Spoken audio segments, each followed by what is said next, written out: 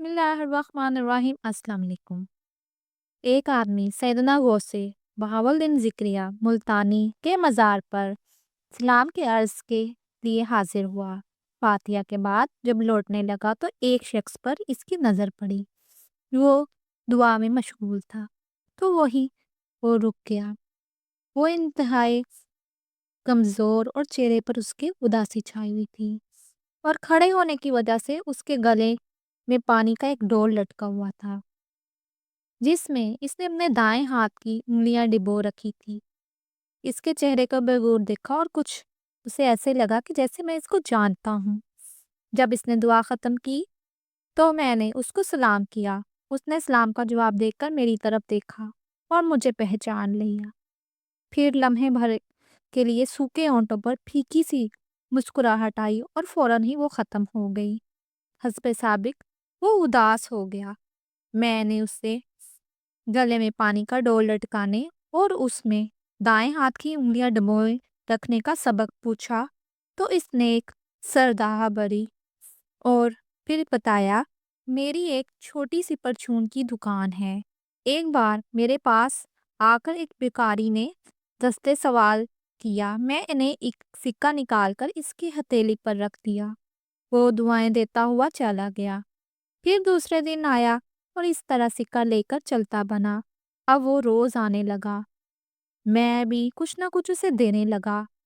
کبھی کبھی وہ میری دکان پر تھوڑی دیر بیٹھ بھی جاتا اور اپنے دکھ بھرے افسانے مجھے سناتا۔ اس کی دستانے غم نشانے سن کر مجھے اس پر اتنا ترس آتا، یوں مجھے اس سے کافی ہمدردی ہو گئی اور ہمارے درمیان ٹھیک ٹھاک یارانہ قائم ہو گیا۔ دن گزرتے رہے، ایک بار خلاف معمول وہ کئی روز تک نظر نہ آیا۔ مجھے اس کی فکر لاحق ہوئی کہ ہو نہ ہو وہ بیچارہ بیمار ہو گیا ہو، ورنہ اتنے دن تو وہ ناغے بھی نہیں کرتا۔ آج تک اس نے ناغہ نہیں کیا۔ میں نے اس کا مکان تو نہیں دیکھا تھا، البتہ اتنا ضرور معلوم تھا کہ وہ شہر کے باہر ویرانے میں ایک جھونپڑی میں رہتا ہے۔ خیر، میں تلاش کرتا ہوا بالآخر اس کی جھونپڑی تک ہی پہنچ گیا۔ جب اندر داخل ہوا تو دیکھا ہر طرف گند بکھرا پڑا ہے۔ ایک طرف چند ٹوٹے پھوٹے برتن رکھے ہیں۔ الغرض غربت افلاس کے افسانے سنا رہی تھی۔ ایک طرف وہ ایک ٹوٹی ہوئی چارپائی پر لیٹا کہرا رہا تھا اور سخت بیمار تھا۔ ایسے لگتا تھا کہ اب وہ کبھی بھی جان بوجھ نہیں ہو سکے گا۔ میں نے سلام کر کے اس کی چارپائی کے پاس کھڑا ہو گیا۔ اس نے آنکھیں کھولی اور میری طرف دیکھ کر اس کی آنکھوں میں ہلکی سی چمک آئی۔ اپنے پاس بیٹھنے کا اشارہ کیا۔ میں بیٹھ گیا۔ بمشکل تمام اس نے لب کھولے اور مدھم آواز میں بولا، بھائی مجھے معاف کر دو، میں نے تم سے بہت دھوکا کیا ہے۔ میں نے حیرت سے کہا، وہ کیا؟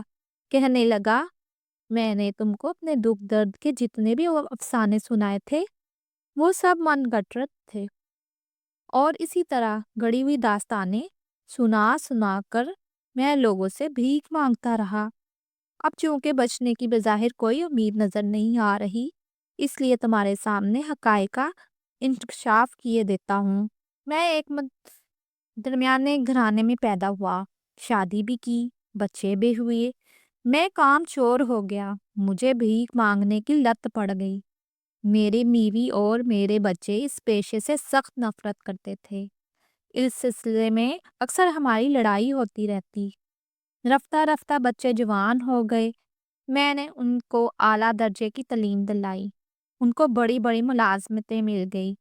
اب وہ مجھ پر خفا ہونے لگے۔ ان کا اصرار تھا کہ میں بھیک مانگنا چھوڑ دوں، لیکن میں عادت سے مجبور تھا۔ مجھے دولت سے بے حد پیار تھا۔ بغیر محنت کے آتی ہوئی دولت کو چھوڑا نہیں جا سکتا۔ آخر کار ہمارے اختلافات بڑھتے گئے۔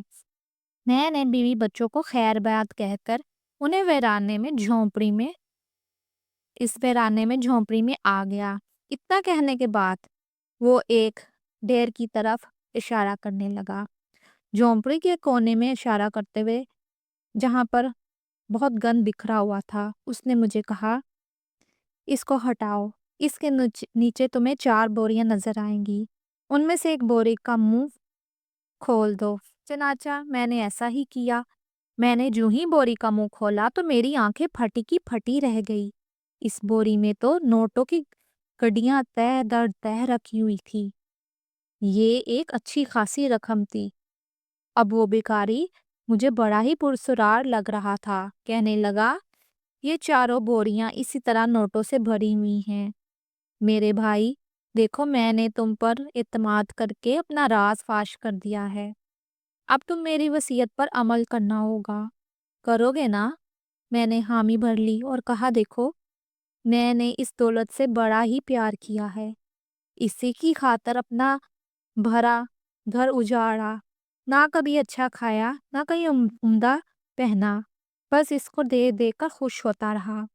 پھر تھوڑا رک کر کہا، ذرا نوٹوں کی چند گڈیاں تو اٹھا کر لاؤ، انہیں تھوڑا پیار کر لوں۔ میں نے بوری میں سے چند گڈیاں نکال کر اس کی طرف بڑھا دی۔ اس کی آنکھوں میں ایک دم سے چمک آ گئی۔ اس نے کانپتے ہوئے ہاتھوں سے انہیں لے لیا اور اپنے سینے پر رکھ لیا اور باری باری چومنے لگا۔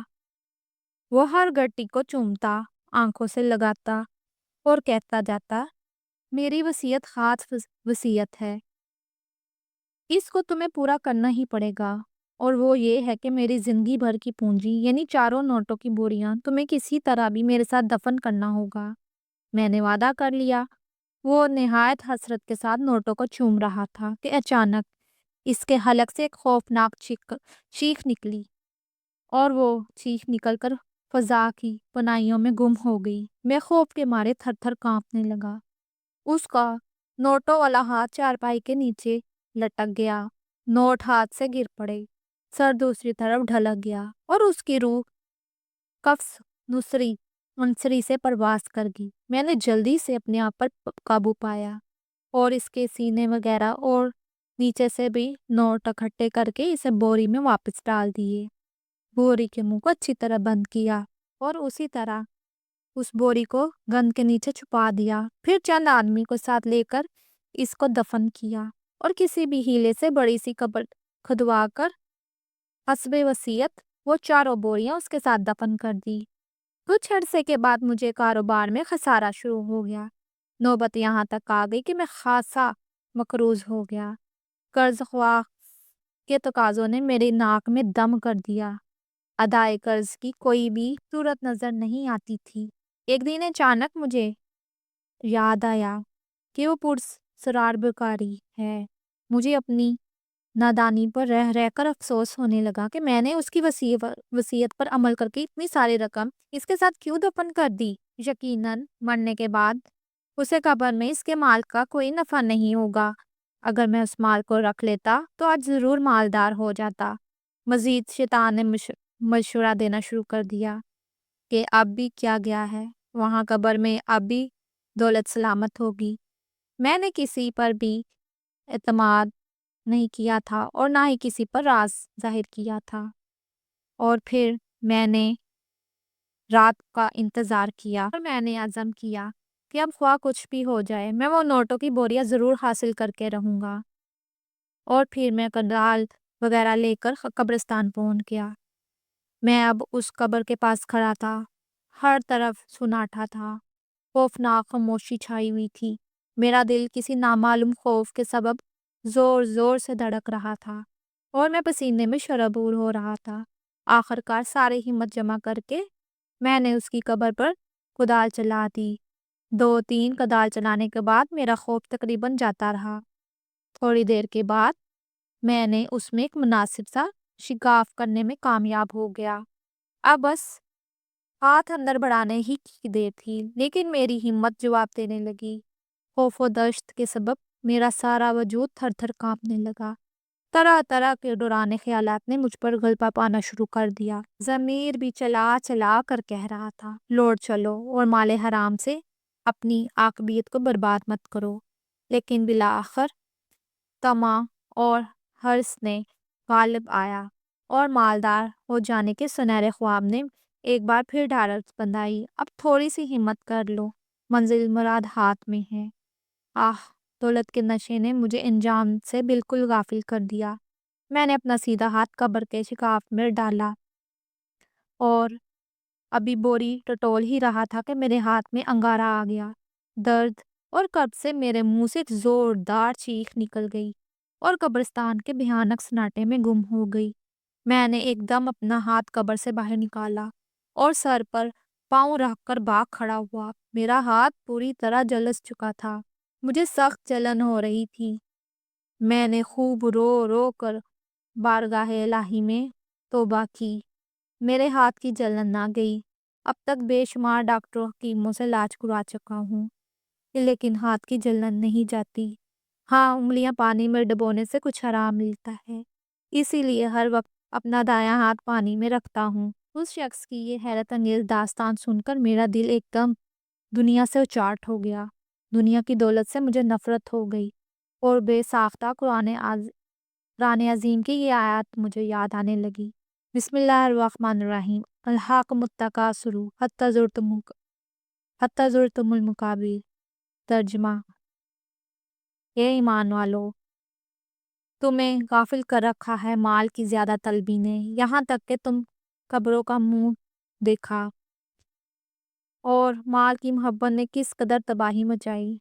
بیکاری اپنے مال حرام کو چومتے چومتے مرا، اور اس کا دوست اس مال حرام کو حاصل کرنے کے لیے مصیبت میں پڑا۔ اللہ تعالیٰ اس پرسرار بیکاری اور اس کے دوست کے گناہوں کو معاف فرمائے، آمین۔ پیارے دوستو، اگر آپ کو یہ کہانی اچھی لگی ہو تو پلیز میرے چینل کو سبسکرائب، لائک اور شیئر ضرور کیجیے گا۔ آپ کے ایک سبسکرائب سے مجھے بہت حوصلہ ملتا ہے۔ میں غریبوں کی مدد کرنا چاہتی ہوں، اپنے گھر والوں کو سپورٹ کرنا چاہتی ہوں۔ اب مجھے اجازت دیجیے، اپنا بہت سا خیال رکھیے گا تاکہ میں آپ کے لیے اچھی سی اور کہانی لاؤں۔ اوکے، اللہ حافظ۔